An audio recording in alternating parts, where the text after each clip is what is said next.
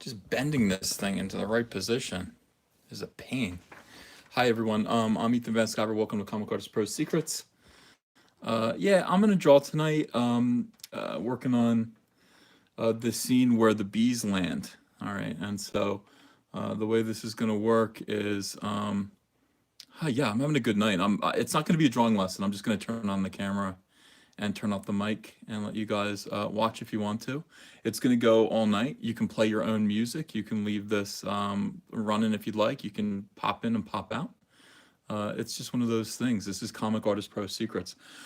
When I'm working on, as I'm working on Cyberfrog Blood Honey, I want you guys to be in on this. I want you to have access to behind the scenes and to see how this works. I want you to feel like you saw it happen. I want you to feel like you were a part of it, you know, and that's going to be kind of cool. I hope you enjoy that. This scene, as we're drawing it now, we're going to have 3 inset close-up panels that get further and further away. We're going to start with a frog. We're going to zoom back out until this frog jumps off of his limb into a gigantic swampland area here in upstate New York. It's like Poughkeepsie, kind of.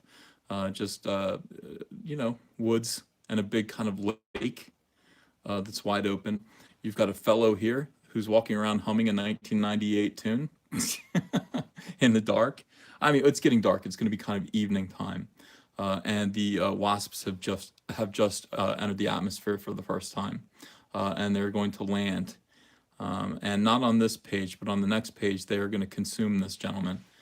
So that is going to be the thing. Now, in this swamp here, Chelsin. And Chelsin is, last we've seen of her, Cyberfrog has only met his own mother twice. But here she is. Here's what she used to look like when I used to draw her back in the 90s. Her body looks very much like Cyberfrog's body. The same, is it not working? Has the stream died? I am not getting back. That's weird. Okay, buffing. Let me double check. Should I? All right. It's back up. Yeah, it might just be. I don't know if I turned on if I put the Wi-Fi back on. Let me, guys. I'm gonna check. No, I have it. Hang on a second. FF again. I'm live again though. Okay, look. Now I'm back. All right. All I did was I went back in. Somebody who works in IT gave me a nice tip. They told me to buy these kind of Wi-Fi extenders, and yeah, and I bought the Wi-Fi extenders. I put them down here in the basement. And no, it's good. It's good. Yeah, this should be better. This should be much better. I've had no internet problems ever since this guy, he gave me the brand name that I should get, and I got them, and it's been really good down here in the basement ever since. Yeah. No, soy extenders. No, they're working. All right, so this is Chelsin. And she introduces herself to Sarah. Anyway, she lives in the water. She stays in the water, and that's where she acts as a director. I mean, she kind of acts as a navigation system for Cyberfrog. She does all of his IT. She does all his tech work. So it's no coincidence that the wasps are going to land. One of the main places that their ships are going to land is exactly where Cyberfrog landed. This is where Cyberfrog's ship landed. So that he could become Cyberfrog. So they know that apparently, and the wasps are going to land here, the Hornets.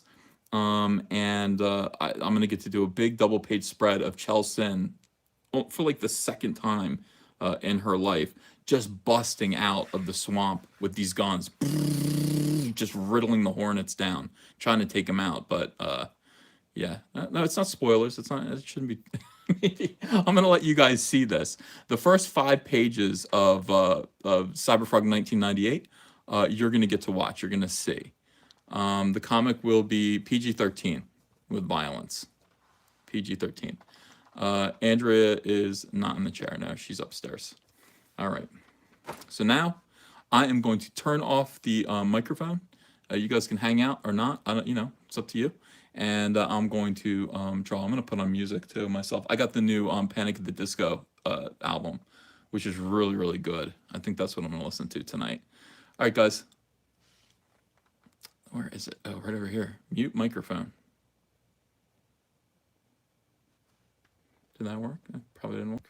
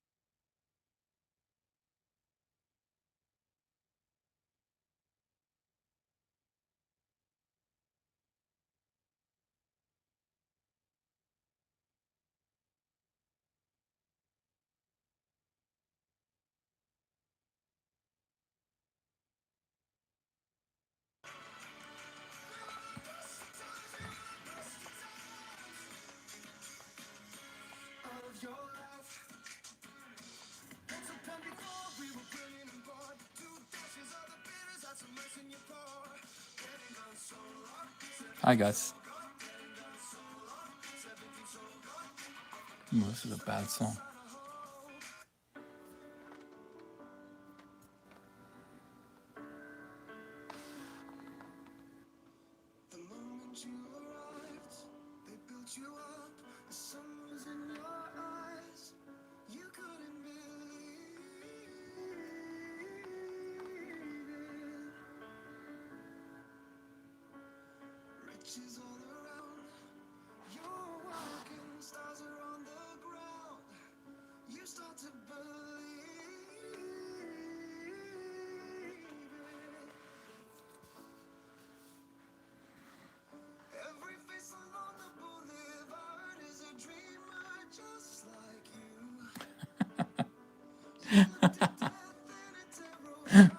You have to draw like you don't care?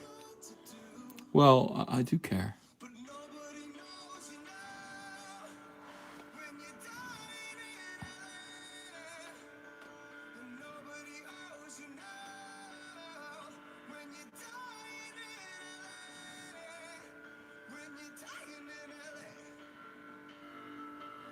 Dying in LA.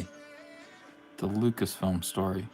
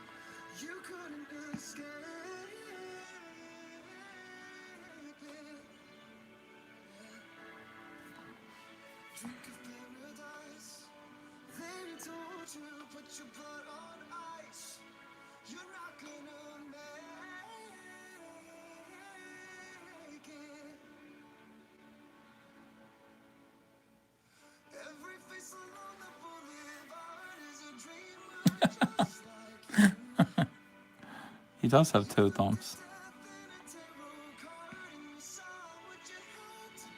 Maybe I have frog thumbs. Maybe I have all along.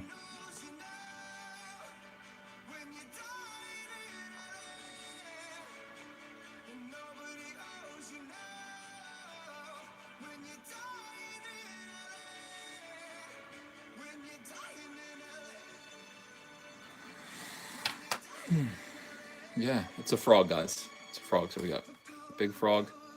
And we zoom out a little bit. Same frog. That's how long it takes. It does take time to draw these things.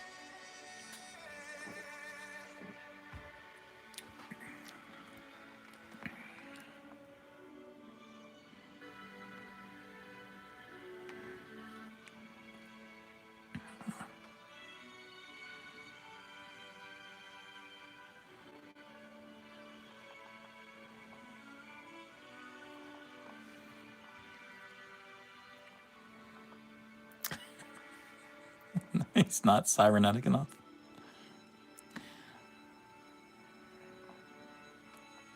We'll get to the cybernetic ones in a minute.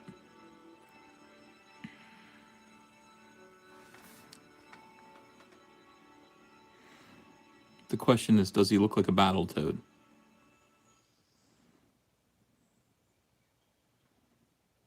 And was I influenced by Battletoads? Did I rip off Battletoads? No. But, you know.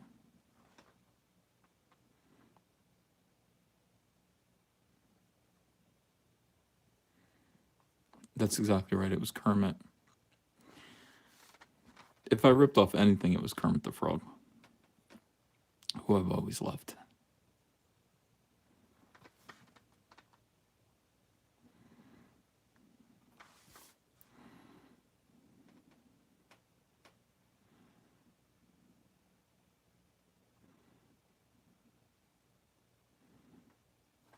I feel like just extending this thing and making it like 100 pages long.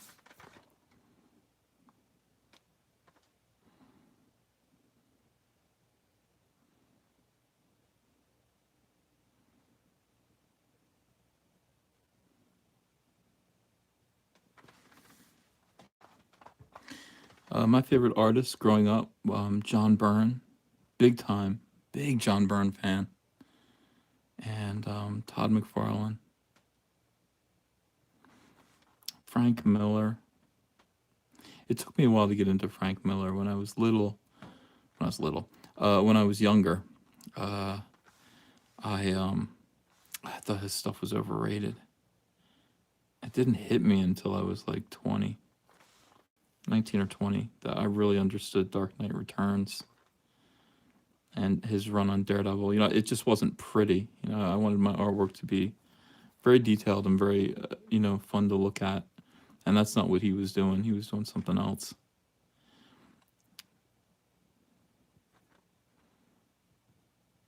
By the way, what a great way to open a comic book. I realized, I was like, boy, you know what? Like, with Art Adams, yeah, Art Adams was great. I love Art Adams. He did a cover for me. He did a Cyberfrog cover back in the 90s. But I realized, I was like, if I were doing a Spider-Man book, how many Spider-Man books open with a spider spinning a web, catching a fly? It's like so many. It's like, yeah, but I own frogs. Like, why wouldn't you open a Cyberfrog book with actual frogs? Of course you would. Like, that's my thing. I get to do frogs. Yeah, it's not silent. I turned on the microphone. I just felt bad. I felt bad leaving you guys in the silence. I try to do that. It's like I want to do that, but it just feels mean.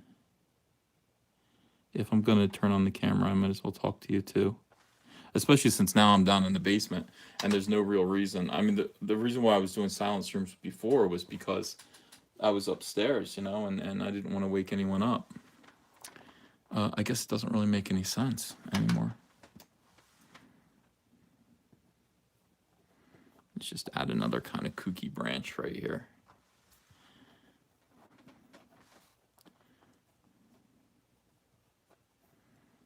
Let's see, how can we make this look like a subliminal swastika? Let's work that out. How can we hide swastikas in this book and upset SJWs? We need music? Yeah, let me see. I just ordered a bunch of music. Oh, let's do Dr. Dre. I mean, that's what this channel's all about. This channel's all about Dr. Dre. Fabio. Oh, you're playing music here? Maybe I shouldn't. Maybe not. Other people are playing their own music.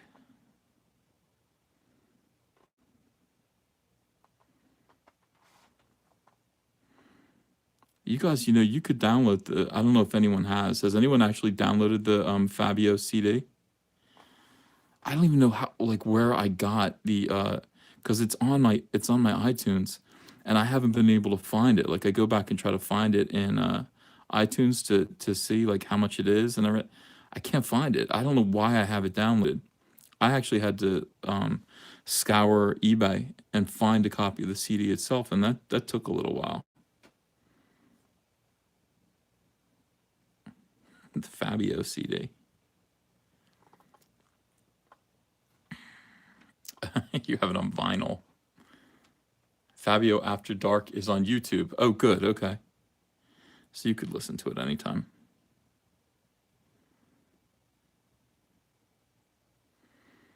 Thanks, F and Greg. Appreciate that.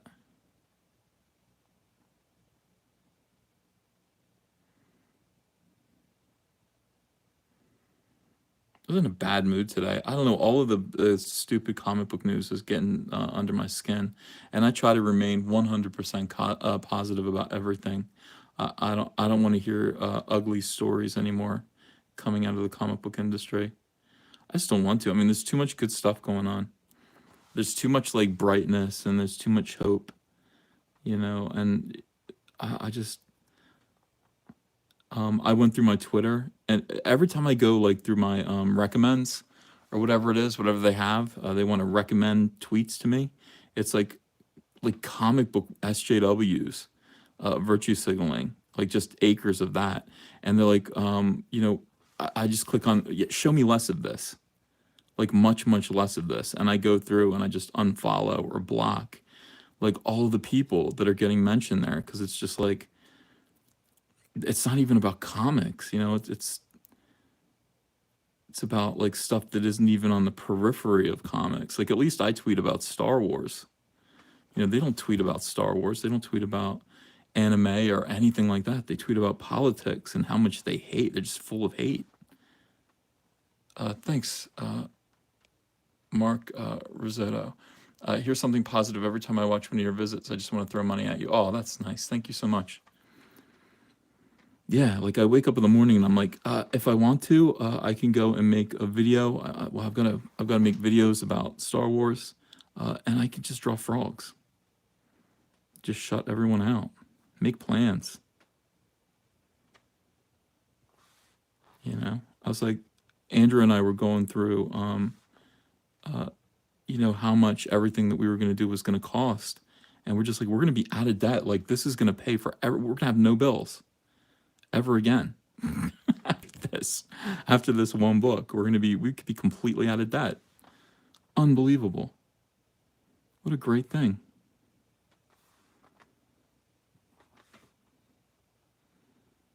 Yeah, we can actually build from here and do more books and build. I've got people talking about, you know, hey, what, you know, will you publish me? And I'm like, boy, it's a lot of pressure. Like this stuff is just starting to really occur to me. Like, yeah, I feel like I went from being really like beaten down on, you know, in comics, to suddenly being kind of like almost like this chosen one. Like somebody, I've got all these right wingers in comics that are just like, help, sending me little messages. And it's just like, how did you do it? How did we do it? I'm like, I don't know. Do you have something cool? Just something as cool as Cyberfrog? Do you have a big fan base? And I realized no, and you know, I've got to do this.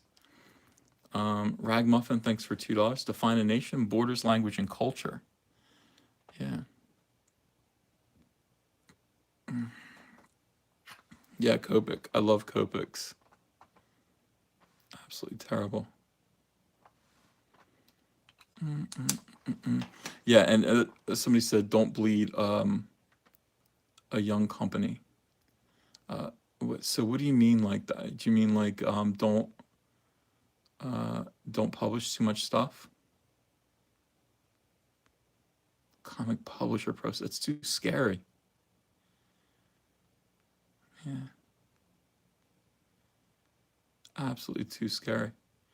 The tax man is watching. Well, no. We worked it out. We know how much is going to have to go to taxes. Like this is it's going to be very dispiriting to like cut a third out of this and just hand it over to taxes. But that is reality. But we did set up a nice LLC, so we'll be able to limit our liabilities quite a bit. Yeah.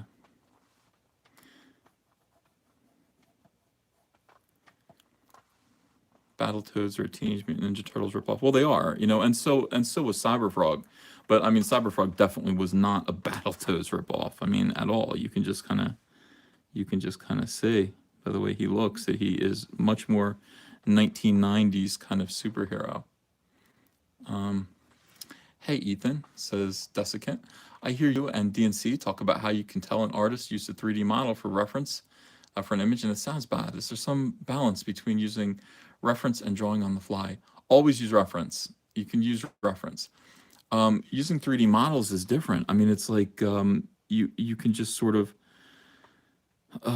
arrange these figures on the screen. You can pose them, and then you can just trace them. I don't know. I mean, I guess like that's. I find that troubling. I know a lot of people do it. You know, a lot of people use 3D models, and I'm telling you, it looks impressive until you recognize where it's coming from. You go, wow, that guy can really. It's a beautifully drawn, you know, very well balanced figure. The shadows and lighting are all correct. Yeah, I mean, because you use this program to actually find the lighting and to pose the figure, and it never looks quite natural. It never looks perfectly natural. It always looks so kind of, it's too perfect. It's too perfect. And there's no like, there's very little individual style in it. The whole thing about drawing comics is definitely about like how an individual approaches the exaggeration of form, and we all know how to draw a figure, more or less like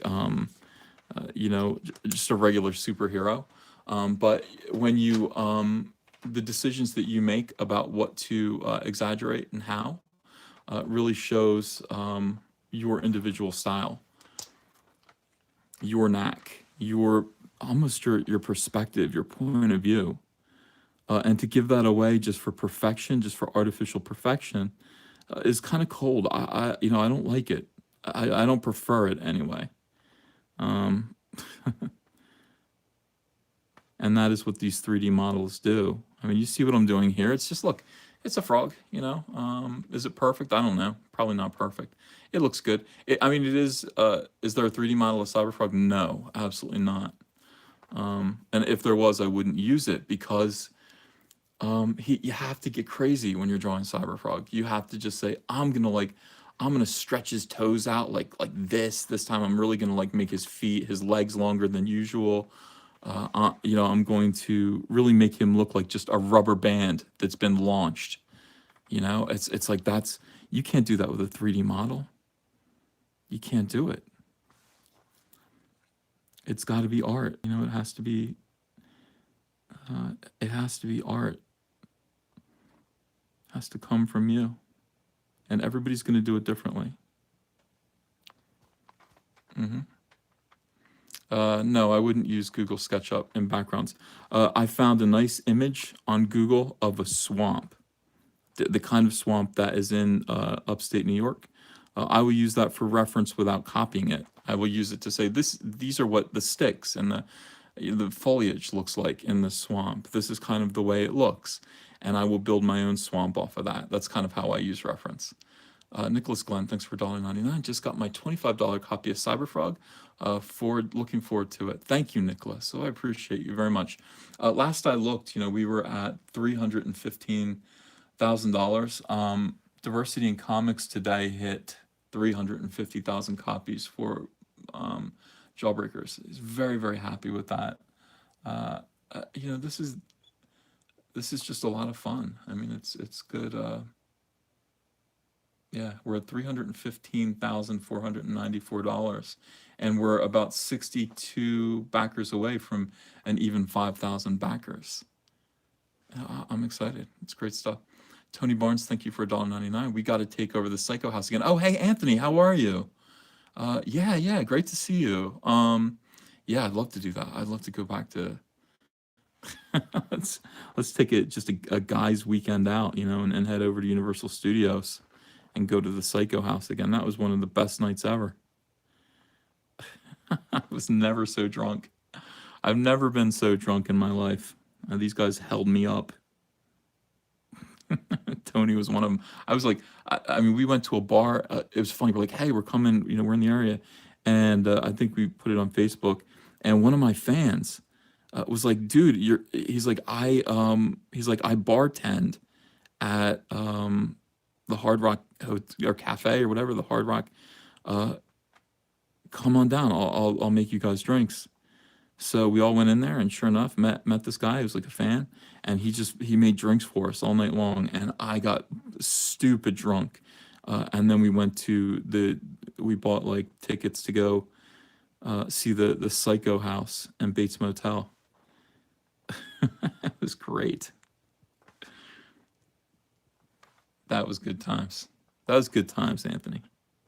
Yeah, we should do it again. This time we'll bring women. Andrea has to come. She can't stay home and miss that. That's a big deal. It was Halloween, so like we were drunk and there were like zombies everywhere. It was like Halloween Horror Nights, and yeah. Oh man. Hi Cecil, watching Bates Motel on your recommendation. Great. I'm glad you're enjoying it. Yeah. It's a great show. First season, you kind of go, how is this guy, going to turn out to be Norman Bates? But it by season 4, you're like, oh my God, And he's so good. He just becomes Norman Bates. All right, let's see. I watched this whole nature documentary. Andrea had it on, about frogs and just watching them jump. And she taped it. She's like, "Should I tape this?" I was like, "Yes. This is the kind of thing that I'm going to need."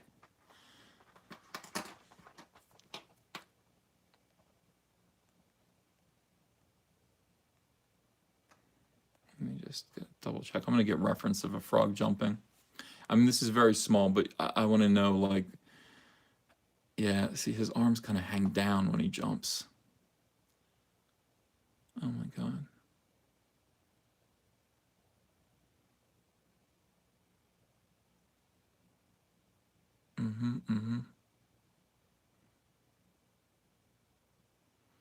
Yeah, this is the kind of thing that you use reference for. Just make sure that, you got it right.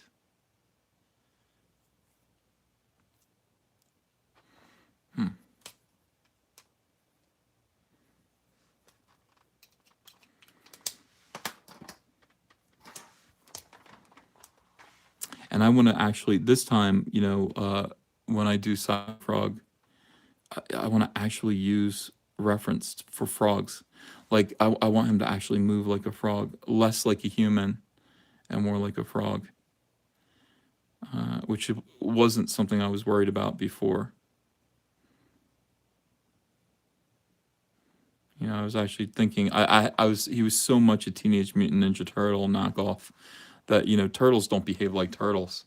They behave like people. So, Tromb2, CH2, thanks for $5. Uncle Ethan, if your business becomes super successful, would it be possible to maybe do a crossover with Bucky O'Hare? Yeah, I guess so.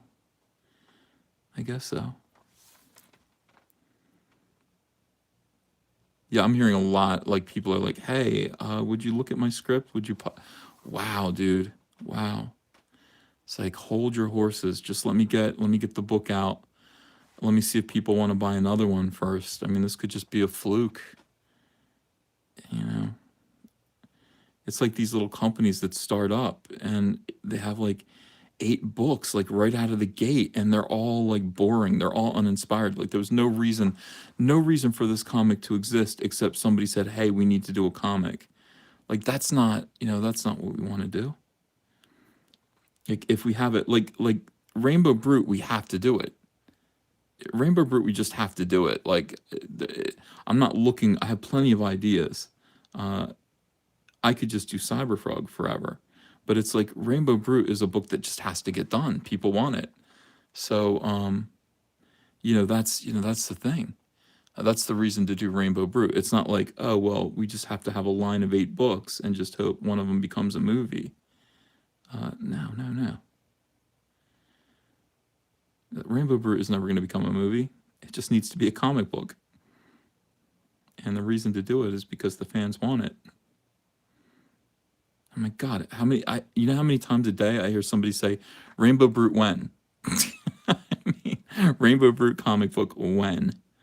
Oh, okay, well, soon, I guess.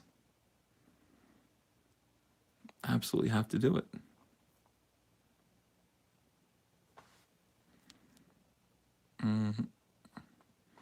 Am I concerned about oversaturation? No. No, because I'm not doing very much. I'm not really doing very many comics. When a Cyberfrog book comes out, it's going to be an event. It'll be like you'll get 2 of them a year, 2 oversized books per year, and that's it. And if it gets bigger from there, and I need to do a monthly, then that'll be a different question. That'll be something to address 2 years from now. But you look at what Stan and Jack did. I mean, they really did kind of roll out their line slowly. It was Fantastic Four, it's like, and then it really was, like a couple of years as they rolled out all these other books for the Marvel line as we know it.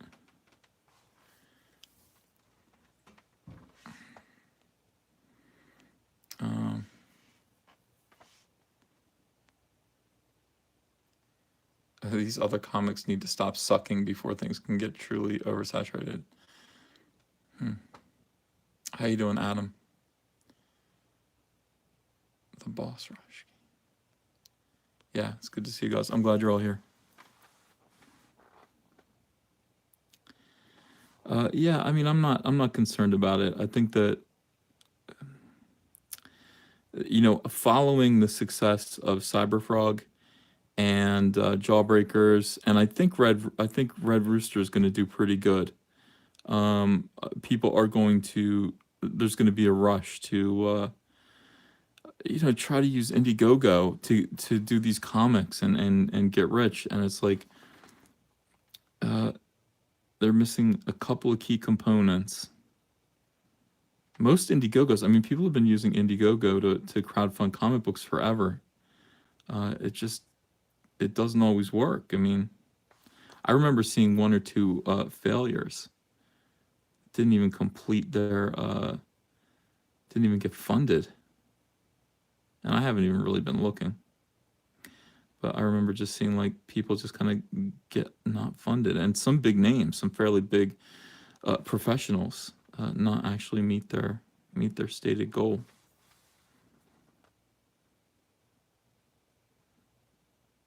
That's embarrassing. Yeah, people want me to do something with the Kyle Ritter cover as a variant. Yeah, maybe I will. When I don't see, that's the thing. I don't want to get hung up on all these stupid tricks that kill comic shops. I mean, the way I'm gonna do it right, the way I see it, is that I'm going to do this version of the comic. There's only gonna be one cover. I'm not doing a variant for the IndieGoGo version. There's just gonna be one version. Chromium cover by me, signed by me. Everything inside is going to be by me. I'm not going to be using anyone else's art on the interiors at all. Nor will I be using anyone's art for any of the 4 issues. I just won't be doing it that way. That just doesn't make sense to me. Kyle's work could be a variant cover for the solicited version. I might do a variant cover for the version that I put out through Diamond, should that work out. But I don't know. Here's the thing. I mean, here's what's going on right now, guys. SJWs are being very quiet while this book is while this campaign is going, because they don't want to bring attention to it. That they know that if they make my life hell publicly right now, more people will sympathize and will see who they are and what they're doing, and I'll make more money. The book will get more press, more attention, and they don't want that to happen. So they're quiet and they're waiting for the campaign to end, and then they'll hit me with all kinds of nonsense. We watched them do that to Zach. Now, are they going to make it difficult for this book to get into shops? I mean, I don't know. They could try. They could try to do that. It'll be weird. And I've already, I have my answer to that, which is, all right, well, then it won't go in shops.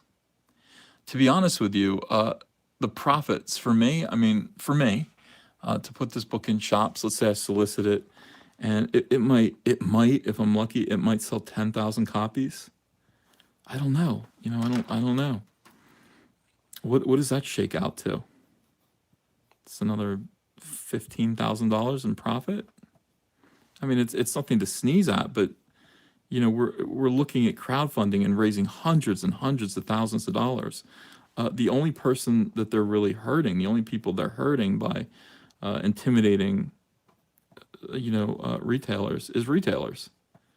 I might lose a few $1,000s. It's all right. I'll move on to the next book. So, I don't know. Wackiness.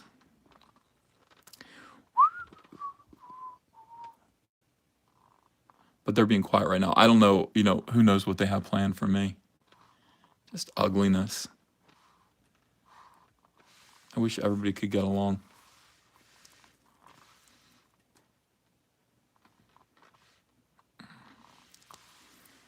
All right.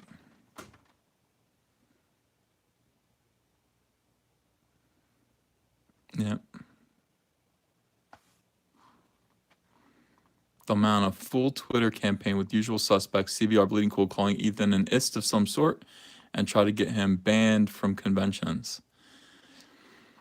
Yeah, that's about right. You know, that's what I can expect. Golden Dragon 222, thanks for $5. Yeah, I think the SJWs will make hard for you. And Zach tried Antarctic for printing, but Wade harassed them to not buy Jawbreakers. Yeah, right.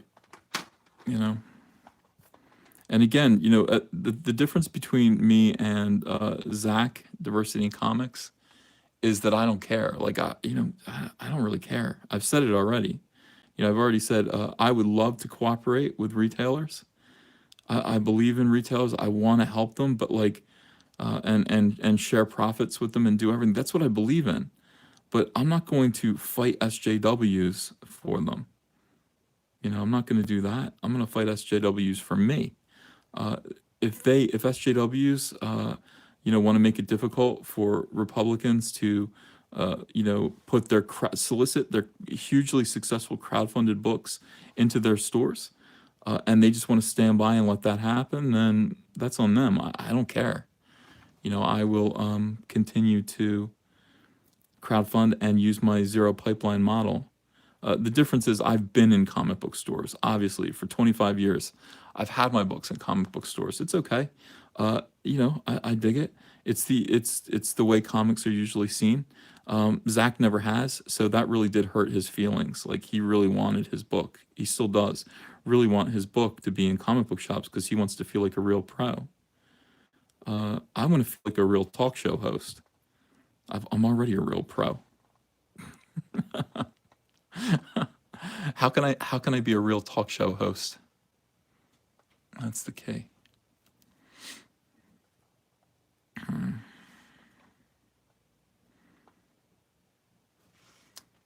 Let's see, Ethan, with this Cyberfrog comic, you're doing a similar ideal exactly to what you did with Image when left with Marvel. They wanted to make their own ideas, choices, and options. Get me, man? Yeah, I know. That's what's great about it. I mean, this is, you know, this is kind of an extraordinary time in history. Really, when you think about it, you think about what's going on in comics right now, and what, you know, what we're forced to go through. What we're forced to go through right now. We're living through an amazing time in history. I was thinking about this the other day. I was like, I am perfectly primed to become someone very, very important in comics, just accidentally, just by the fact that I'm different from everyone else. Everyone else just kind of is an SJW, and if they're not an SJW, they will bend for the SJWs, while the comic book industry burns all around them. And I'm like one of the only ones with my friends who will stand up and be a voice for the comic book fan who is being disenfranchised and insulted, chased away from the hobby, all those things. Like that's like, I get to do that. And by the way, it hurts. Like, it's no fun. I'm suffering for it. I'm absolutely suffering for this every single day. You know, I'm opening my mouth now. You know, it's like I'm a loud mouth now. I have to be.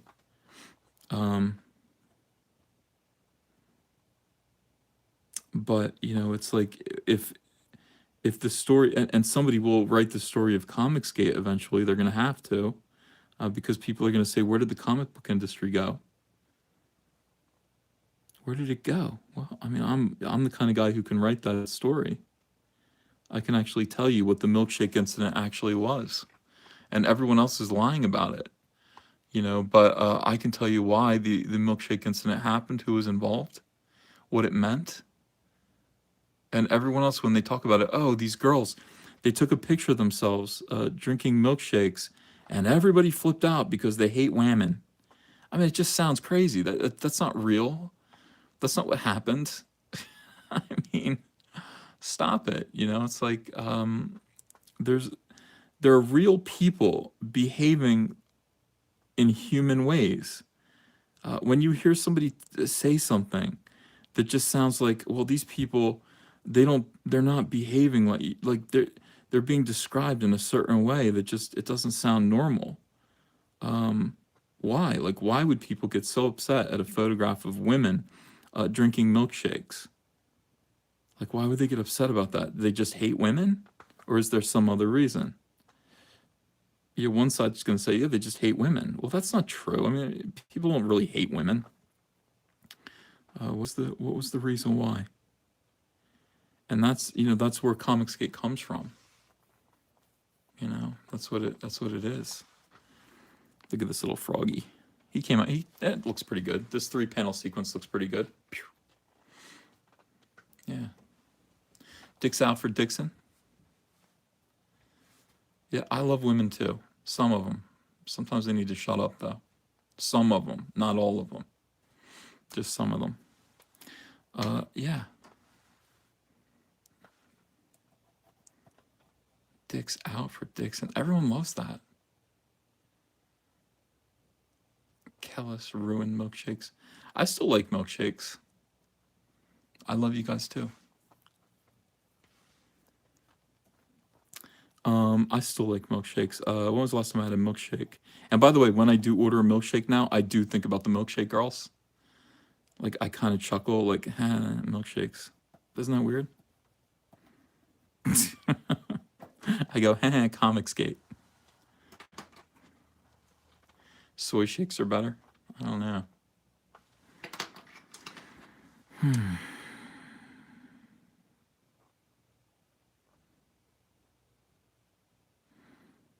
Yeah.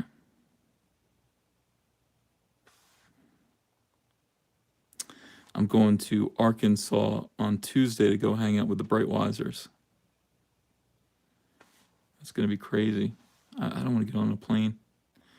But I got to go. Got to go over there. Got to go hang out with the Brightwisers. We'll probably do, some kind of podcast. Not podcast, but some kind of live stream. I watched one of his shows today. Mitch just started. I mean, I told him, look, in order to do this, you really do need to have a YouTube channel that you do every day. You've got to constantly be talking to your fans. You need to constantly be keeping them in touch with what you're doing. Let them get to know you. Let them close. So many people are uncomfortable with that. You just want your privacy, and I understand that.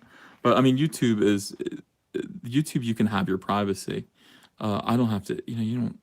I've walked you around and shown you my house, like the downstairs at least. But I mean, you're in control of your privacy. It's not like having a reality show where you're just super intruded on.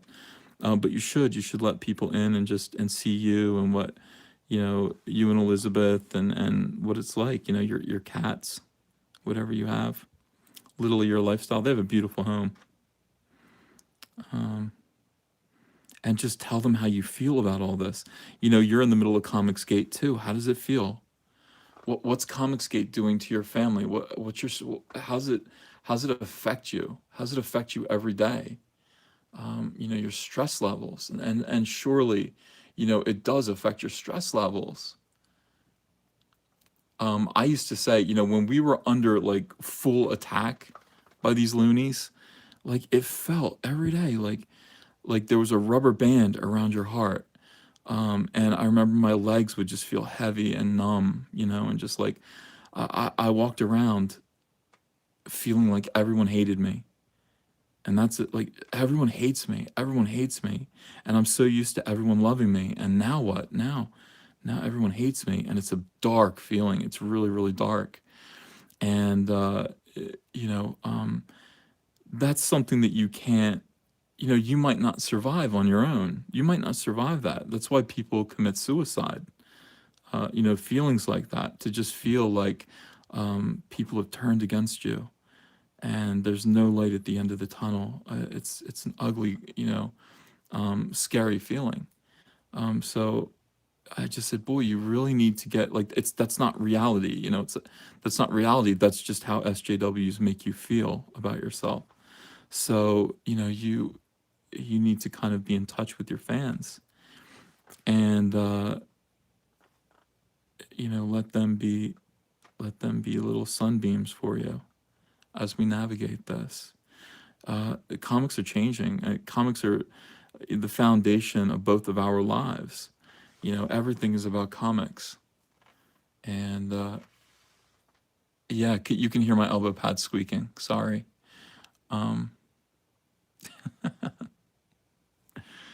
and as comic books, as the industry changes, you really it's gonna hurt. Change hurts. Change is painful, and it's scary, and you just need to have some sort of, I don't know, somebody to help you keep perspective. Rick Tier, thanks for $2. This work reminds me of Plug, Frazetta, even EVS. Thanks. Yeah, it's fun. I always kind of try to look like Bernie Wrightson. I never can. I don't draw like Bernie Wrightson. I wish I did, but I don't draw like him. But I always have him in mind, I always think, what would Bernie Wrightson do? Like, this could be like a Swamp Thing opening, Oh, you're my hero too. Nicholas Glenn, thanks for $4.99. Is it true Doomcock is going to be on the High Council this week? If so, is he going to be in character? Happy to see Cyberfrog kicking ass. Congrats. I heard that. Yeah, it's Jeff Hicks' show from World Class Bullshitters this Tuesday, and he mentioned Doomcock. I don't know who Doomcock is. So, but he did say that, like, instead of Jesse's going to take a week off, Jesse Milestone, and he's going to have Doomcock come in. We're going to try him out. I don't know. I mean, do we need a fourth, like a permanent fourth? I'm not so sure. I liked having Jesse on, but I don't know if we need a permanent fourth.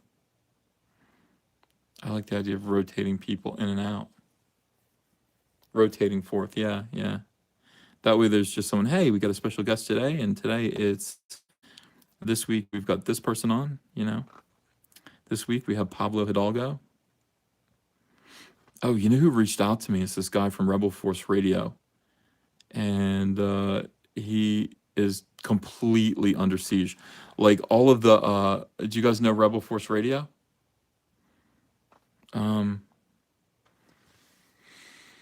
Yeah. Doomcock is cool. I can't wait. I'll find out. Rebel Force Radio has been doing what we do since 2006, apparently. Which is weird, because it's like, what did you talk about in 2006, really? I mean, it was like a big blank area for Star Wars, but okay. And he is taking the blame. Rebel Force Radio is taking the blame for Kelly Marie Tran. I've never heard his show, but they're blaming him for Kelly Marie Tran. Hi, Twatly. Thanks for Canadian $13.99. Uncle E, you need to upload audio from your videos and streams as a podcast. I burned through half my mobile data listening to your videos while out and about. Love your radio show. Keep on keeping on. Oh, thank you. Thanks for listening like that. I appreciate it. Upload audio podcasts, huh?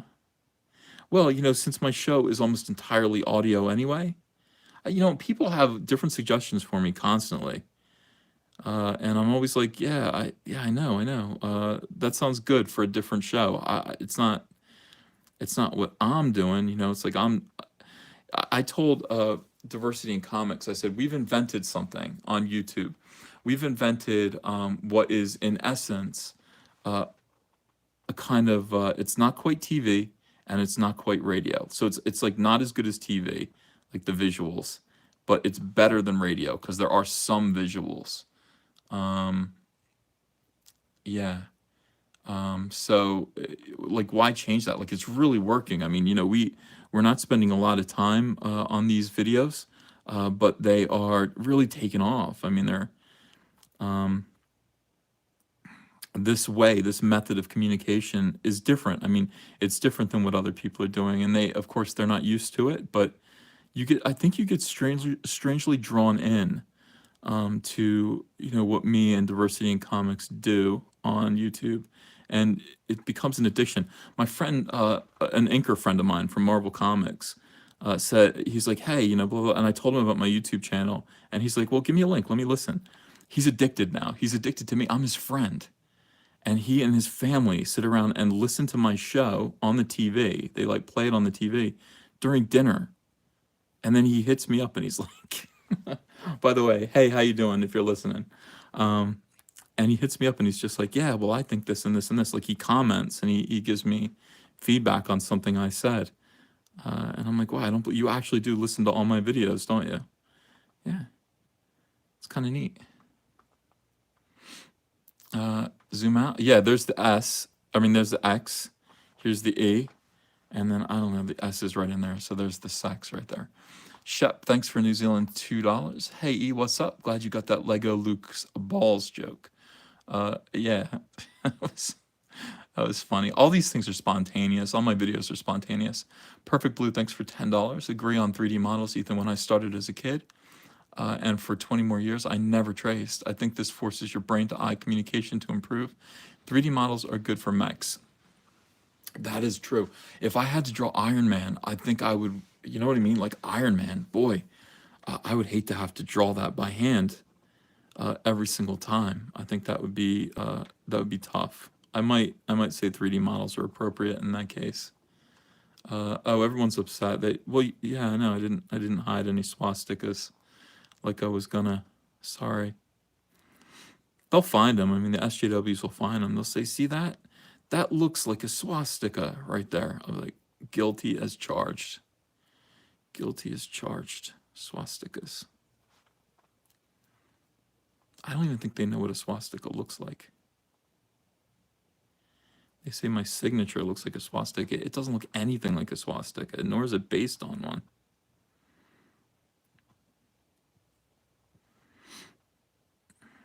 Weirdos.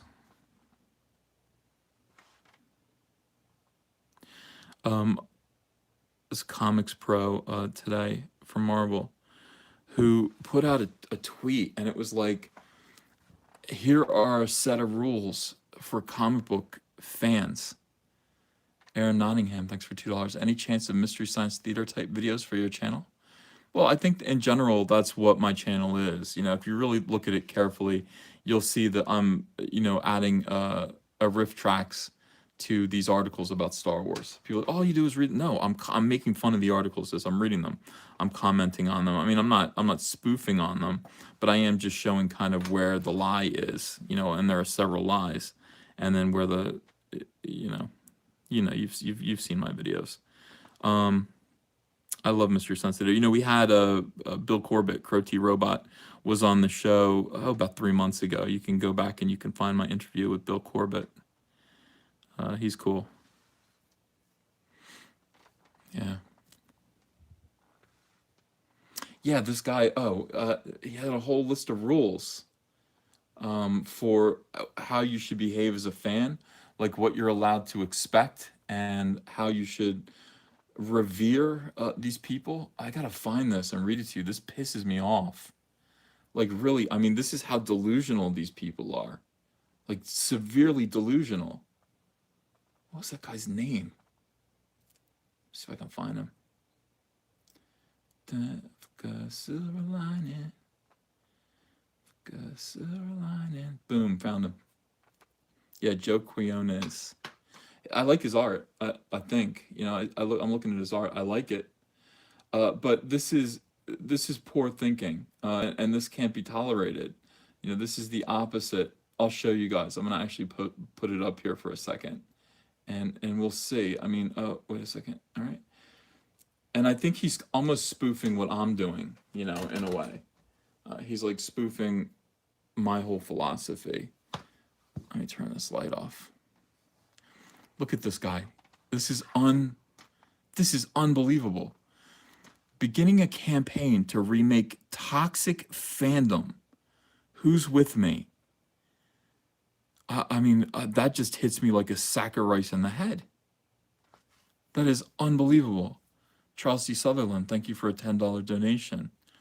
This illustration that I'm doing right now is page 2 of Cyberfrog 1998. Yes, it is going in it's the ash can, the ash can that you could get. There is no such thing as toxic fandom. There's no such thing. They're just customers. If they don't like what you're doing, they're not toxic. They're just customers that are unhappy. James Ridge, thank you for $5. Sarah Silverman thought a road construction spray paint mark was a swastika. She tweeted this ignorance for the public to see and laugh at her. I saw that. That's how mentally ill. That I know, but it is mental illness. This is mental illness. Mark C, thanks for $10. RFR, Rebel Force Radio are Star Wars fans. Mostly, they provide commentary to what's going on in Star Wars. They aren't shills, but are very positive about the brand. They don't get political at all. So that's weird. Why are they taking a beating? Why are they taking a beating like that? Uh, Odd. I'll have to let me just I'll look at them, but let me read this to you guys. So this guy is going to make the rules. This guy's a comic book artist. He's trying to sell his art. You see, this is me. This would be me saying, by the way, you like my frog drawings? All right, these are the rules that you have to follow in order for me to accept you as a customer. If you're going to buy my frog drawings, you have to follow these rules of behavior. Are you crazy? I don't care. I'll sell to a serial killer. It's not my concern. My concern isn't your morality as fans. You know, look at this. New fans respect artistic integrity. They don't have to do any of this, dude. They realize not all art is to be catered to their interest. They do realize that they don't buy it. If they're not interested in it, they don't buy it. You need to realize that, first of all, comics are not necessarily art. Comic books are comic books. They're an entertainment product. Yeah, they can be artful. They should be artful. I mean, you can see, you know, I'm putting a lot of craft and thought work into my art, into my comics. It is art to me. To you guys, it should just be a product. You should just read it and see that it's entertainment. If you want to give it a second thought, you might recognize it to be art, but it is not art. It is not art for art's sake. It's art for products. It's art for capitalism's sake. God, this is aggravating. Believe it is inherently impossible to know the true direction of a creative work, given they are not the creator of that work. I don't even know what that means, Joe. What I think you're trying to say is that nobody should be able to interpret someone else's comic book story and their art within the story because they didn't originate. Well, that's ridiculous. Art is art. If this is art, is open to interpretation. But beyond that, this is a comic book. It's just a story. It's a narrative. It should be pretty direct. There might be some secondary meaning, but for the most part, this is bullshit. This is not. You are not creating postmodern art here. You are just trying to make a comic book. Hey, John Malin retweeted something that I posted. That's an honor. Respects and is unthreatened by women and people of color. What the hell does that have to do with anyone buying your comic book, Joe? I don't care. Master Guns, thanks for $20. Back in the 1990s, I sent Marvel a slew of submissions, and they sent back a standard form rejection letter. After my last submission, I got a letter that tore into my art hardcore. Was that a sign I was getting close? Yeah, I think so. Yeah, somebody actually paid attention to you. That is a sign that they were starting to care. Fandom has to respect women, and people of color. That is directly calling the fans racist and sexist. So well done. Is unafraid of and welcomes growth. Delights in their preconceptions being challenged. They don't have to. Is not insufferable. All right, so that leaves you out. Look, all of this is bullshit. This is absolutely incredible. This runs counter to Comicgate, obviously, and what Comicgate is directly. Golden Dragon 222, thanks for $5. I feel bad for his team since they won't make any money because of Joe making this tweet. Well, some people like it. I mean, you look, 147 likes here on this, 222 likes, 41 retweets. Some people look at this and they go, "Yeah, that's right." You're restricting your fan base. You're restricting not just the fan base. You're restricting your customers.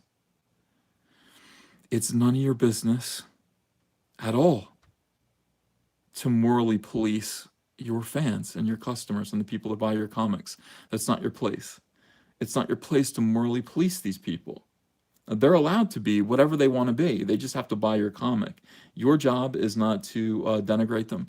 Your job is not to restrict them. Your job is not to call them names or tell them what they can and can't be, who they are, what they should be like. You're just a fucking comic book artist. You are not the moral police. You are not a priest, as far as I know. You are not the Pope. You are not God. You are not Jesus. You are not Muhammad. You are not Buddha. You are a fucking comic book artist. How dare you talk to other people like this? How dare you talk to other human beings like this? The hell do you think you are? You're a dude who draws. What do you draw? That's a nice Pando dong lover Calrissian in your avatar. That's nice. You draw a spectacular Spider-Man and America. You draw America Chavez. How dare you? Unbelievable. So this is basically it. This is what we talk about when we talk about Comicsgate and what we're fighting and what our goals are and the attitude adjustment that Comicdom needs to actually adopt. That's the kind of attitude adjustment that we're talking about. These people dare on a sinking ship. The comic book industry is sinking, and these people dare open their mouths like this to the customers. Hollywood Hulk Hogan, thanks for $5. Backed Cyber fucking Jawbreakers today. I did so with great pride.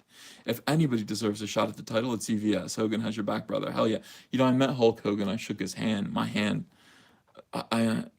disappeared in his hand. He has huge mitts. That's a big man. I wouldn't want to. Whoa, man. I wouldn't want to get in a fight with Hulk Hogan. That's a big, big man.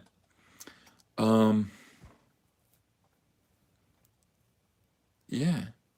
I don't get these people. I don't understand it. So basically, humble yourself. Humble yourself to the customer. Stop thinking of yourself as an artist. You're not a fucking artist. You're a cartoonist. You're not even a comic book artist. You're a cartoonist. You draw cartoons. Someone of elsewhere, thank you for £5. I would identify myself as a liberal. However, some people give liberals a bad name. You're a cool guy and nice to others, so I wish you all success. Thank you so much. I appreciate you. And we love liberals here. Understand one thing. We love liberals. We hate SJWs. Reasonable liberals who disagree are more than welcome here. And we like you're becoming an endangered species. So you're more than welcome here. It's like we found a dodo bird, a living dodo bird. We're going to take good care of you and make sure that you don't turn into an SJW. Yeah, far left wingers, far extreme left wingers. God, that just aggravates me. Like, good Lord. Yeah, liberals have jobs. Well, I don't know. I just think that everyone wants to kind of, this whole idea of toxic fandom has really sprung up around Star Wars. It's a way to cover for the failure of SJWism in entertainment. Because Star Wars failed because of SJWs. I mean, that's proof. You can watch the comic book industry collapse and you can blame it on a bunch of different things. You can say, well, they have so many other options in entertainment. Well, they can go to the movies. They can play video games. Okay. Well, they went to the movies or they didn't go to the movies for the first time ever. In no small part thanks to the presence of SJWs writing these movies, promoting these movies, starring in these movies. A Star Wars movie actually lost money. That is unsettling. That's proof. That is proof that they're losing and that they're, a real problem. And now they have to blame the fans. They actually lash out at the customers. So yeah, it's odd, man. We're gonna see some crazy stuff happen. In the meantime, I'm just standing here. I'm just doing my frog book. I'm just doing my frog book and making $315,000. That's all.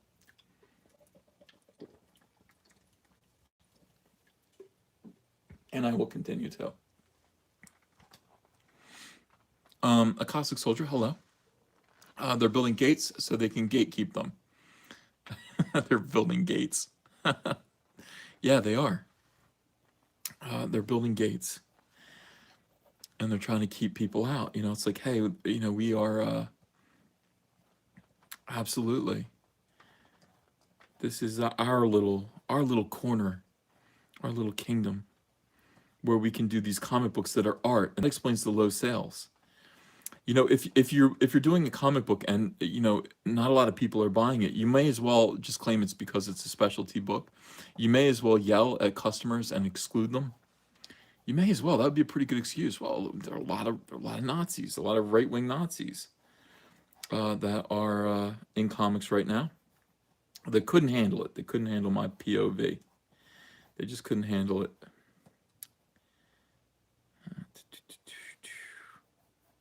Makes sense to gatekeep. I'm going to gatekeep. Lucas De La Vega, thanks for $5. How often do you use references for your animal work? Like that wonder render of a frog there. Out of my head, the frogs I can draw. I can draw frogs easily because I've been drawing them my whole life. Um, However, oh no, I did get reference to draw this just because I just wanted to see where his arms go. Like you think, like when a frog jumps, do his arms outstretch? They kind of hang there. They hang down, and that was just something I wanted to see. I needed to make sure I got that right. Matt Horkin, thanks for $2. Buying Cyberfrog right now. Also got Jawbreakers. Thank you, thank you. Yeah. Annie Dunmo says, did you see the My Boyfriend is a Bear book? The industry is publishing books normalizing fucking animals now. Dude, I worked with a guy named Sam Humphries, and Sam Humphries, his first comic book, he was writing Green Lanterns. He was telling me, he's like, I have a comic called, I think it was called Real Love or something like that, or Our Love. And it was about a cop and who was fucking his dog, his police dog.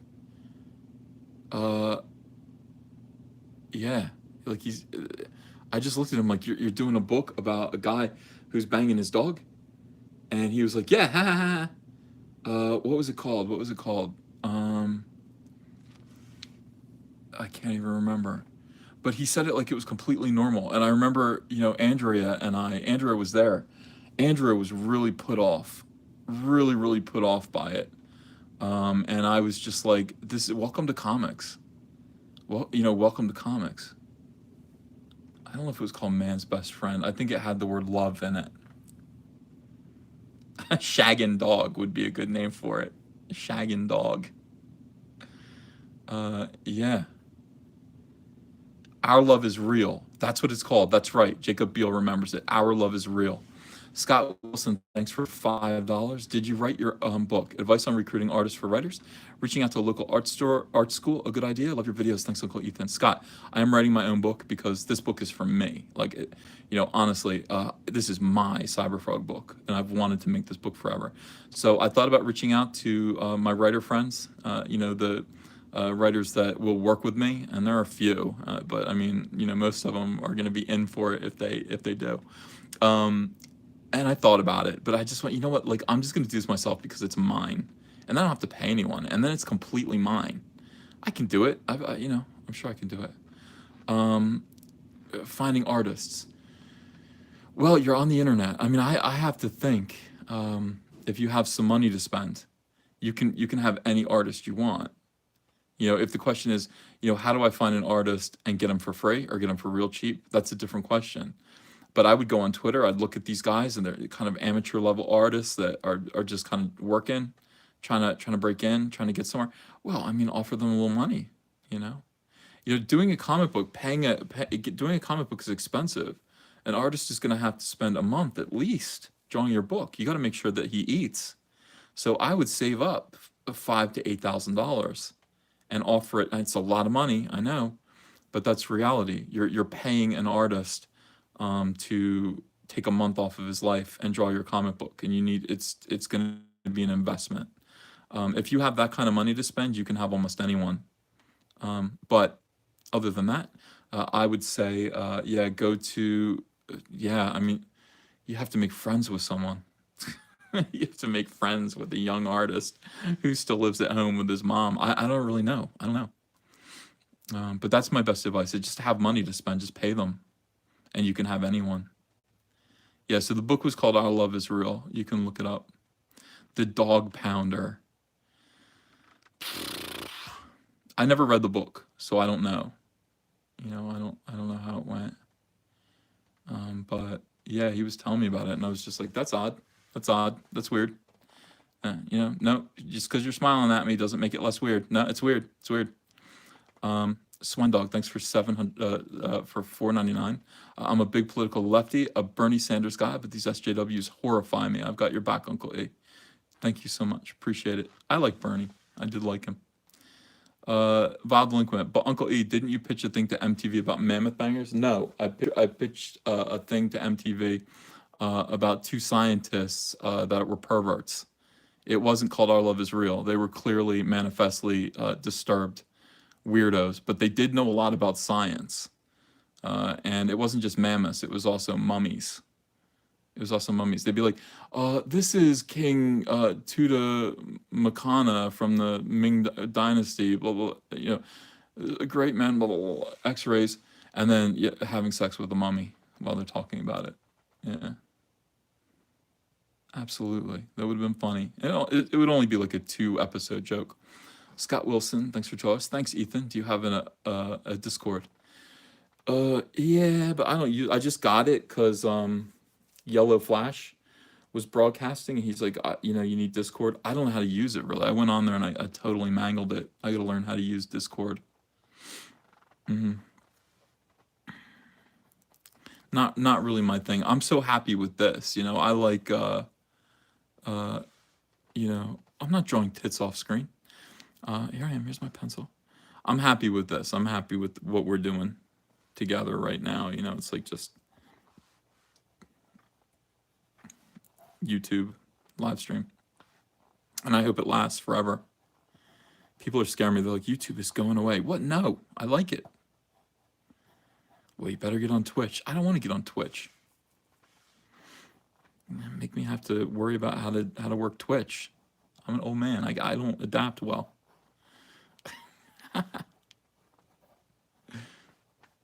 Don't say that you're an old man, because that's my new thing. My dad used to say that all the time. I'm an old man. Don't say you're an old man to somebody who's older than you, especially not to their face.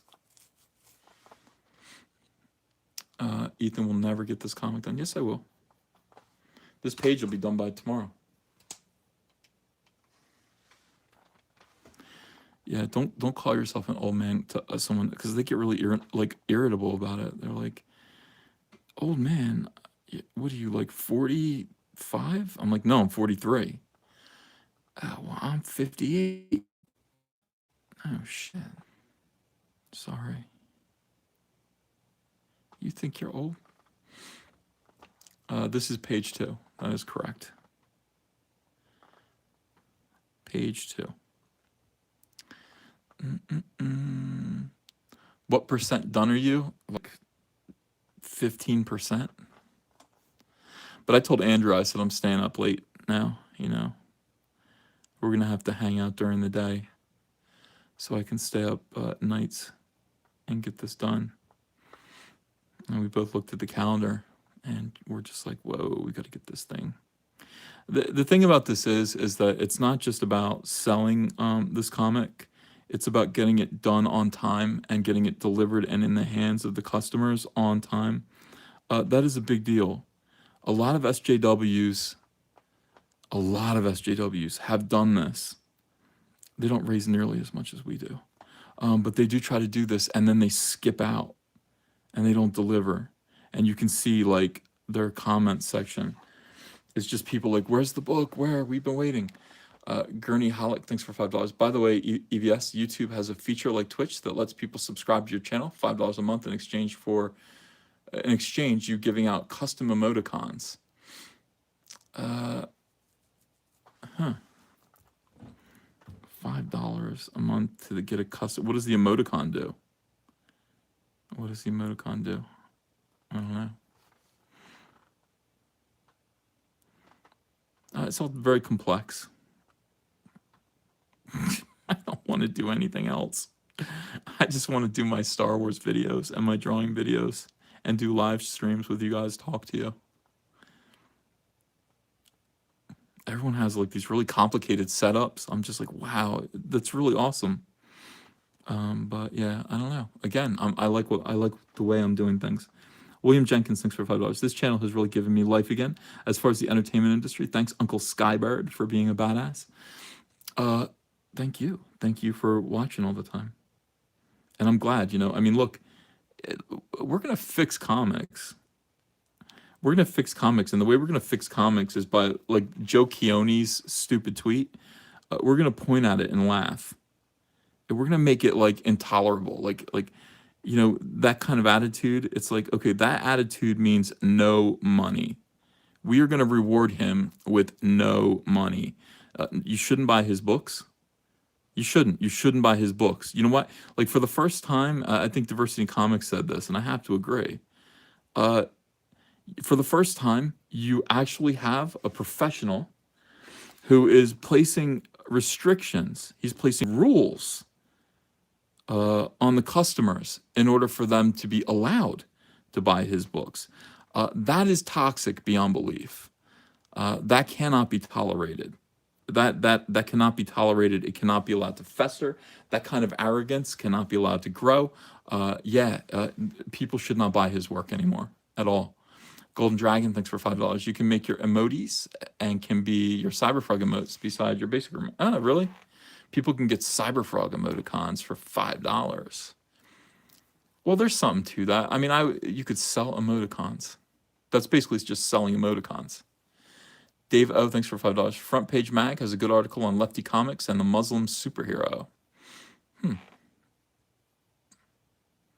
Yeah, Force User says, shut that shit down. That's correct. You got to shut that down right away. You can't let that fester, because then they go, oh, we're allowed to we can get away with this? What else can we get away with? What other kind of nonsense can we get away with? I mean, how could anyone, how could Marvel or DC employ a person who says things like that? Like, that's seriously, it's a form of malpractice. You have to actually take that person aside and say, hey, no, let me explain to you who you are and what you are. You are not an artiste. You're not an artist. You're a cartoonist. I saw a guy, I think his name is Drew Peterson or Drew John. What's his name? He draws in dots. But I saw an interview with him where he said, and he's close to an artist. You know, he's actually doing beautiful work with stipple. And they said, well, what do you call yourself? He said, I call myself a cartoonist, because that's like the lowest form of artist that I can think of. You know, I'm just a guy who does funny cartoons. And I was like, that is the proper attitude to take. You don't call yourself an artist. You call yourself a cartoonist. I mean, yeah, we are comic book artists. That is the title of our job. I mean, this is Comic Artist Pro Secrets. But if you ask me, are you an artist? No, I'm a cartoonist. I'm a cartoonist. You know, I'm a scribbler. We refer to what you do as art. Who are you, Andy Warhol? Get the hell out of here. You drew a picture of Lando Calrissian. Calm down. Tim Rutherford, art is everything, though. Yeah, but see, art is something that can be defined by other people, not you. And this is the problem. That, you know, if you happen to do a comic book and it is art, other people will tell you that. You don't tell other people. When you're telling other people that your stuff is art, it's like you're losing. You're arrogant. You tell other people that what you're doing is art, and then you tell them, you know, how they must approach you. What are you, the Queen of England? They have to walk backwards out of the room?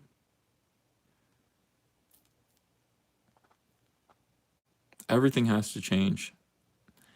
And we do have to get these SJWs out of here. We do. Oh, and we will. Jacob Budmer, thanks for $2. Comic artist is like Subway, a sandwich artist. It's not that bad, but yeah. That's a good point. It is kind of like that. You should have that humility about yourself. You can't go wrong with being overly humble. You can't go wrong. You know, it's good for your soul. And, you know, it allows people to be pleasantly surprised by your work. You're not a real artist unless you chain smoke and wear a beret, says the Mob C. I believe that's true. You have to have an easel set up somewhere. Tim Rutherford says, Ethan, laughing and drawing and destroying Tico toys are art. Some people they are. To some people, my Tico destroying video for 1 hour is art. To other people, it's pornography. And I've said, you know, nothing I do is porn. I said, everything better not be porn. But it's really in the eye of the beholder. I mean, porno is in the eye of the beholder. What is art? What is porn? Don't know. EVS is Alex Ross soy. No. I don't know.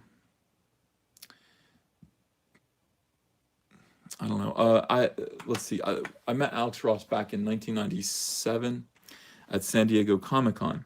And I was hanging out with Dan Fraga, who was the artist of the Cyberfrog #2 covers. Me and Dan Fraga were sitting at a bar in a hotel, probably the Hilton, San Diego.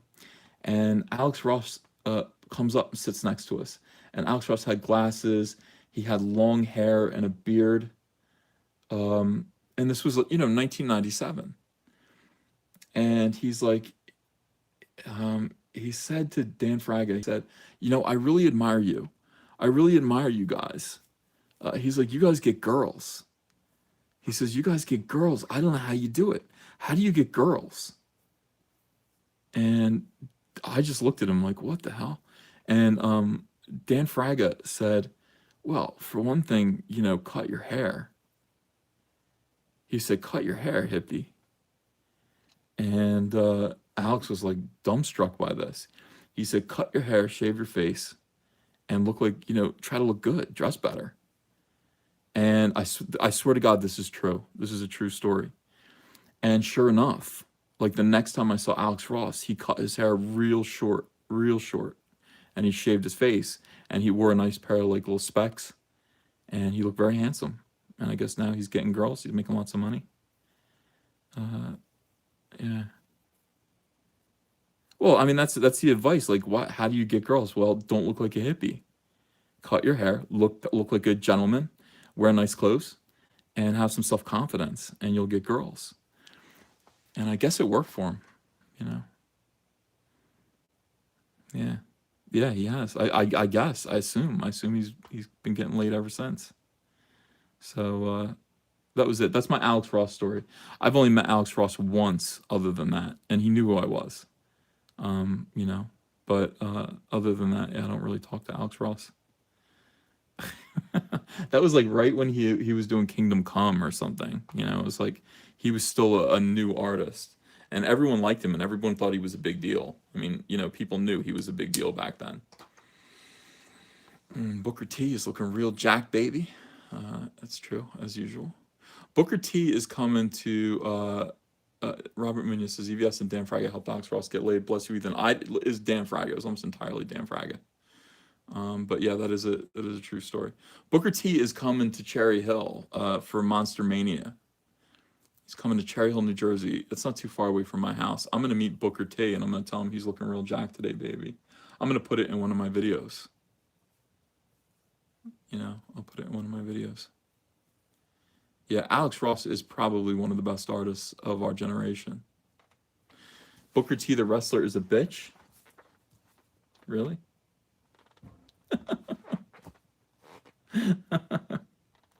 I just look at the chat now. This is not good. I can't draw with you guys here.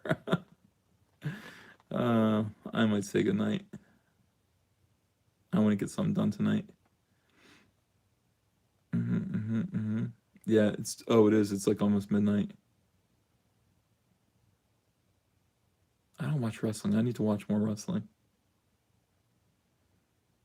Please live stream you meeting Booker T. I will. That sounds like fun. No, I can't draw faster. I can't. I'm talking. All right. I'm gonna go, guys. I love you very much. Thank you so much for super chats. Thank you. Whoa, I've been going for 102 minutes. That's a long time. No, I'm not done. I'm gonna stay up late and get this page done. Right, silence. I know. Well, I felt bad. Yeah, I can't just. It's hard. I feel like I'm being rude. I'd appreciate you guys. Wow, 886 people in here just to watch me draw. So cool. All right, guys. I will see you tomorrow as usual. And look at Dom Casey says he's hungry. Fat. I'm not hungry. Andrea made some nice chicken today. I had some chicken. That's all I need. I don't need to eat more food. I'm not that fat.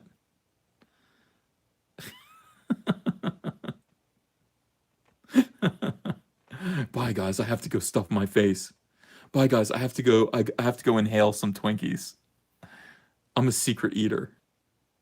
I eat in the closet. Yeah. All right, guys. I'll see you later. Bye bye.